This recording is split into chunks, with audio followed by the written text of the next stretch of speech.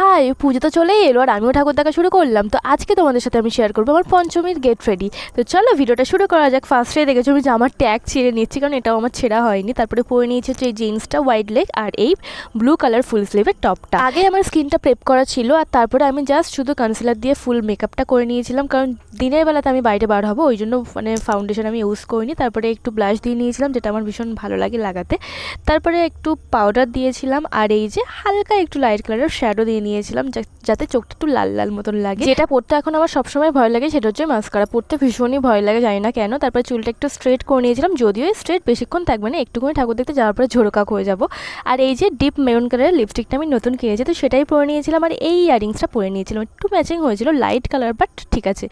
একটা ছোট্ট ব্যাগ নিয়ে নিয়েছিলাম, আর ব্যাস আমি হয়ে গেছিলাম রেডি। আর আমার পছন্দের সানগ্লাস, যেহেতু দিনের বেলা এটা তো মাস্ট লাগবেই। তো এটাই ছিল হচ্ছে আমার পঞ্চমীর লুক অ্যান্ড আউটফিট। তো আমাকে কেমন লাগছে অবশ্যই কমেন্ট করে বলো, ভালো লাগলে চ্যানেলটাকে সাবস্ক্রাইব করো। বাই।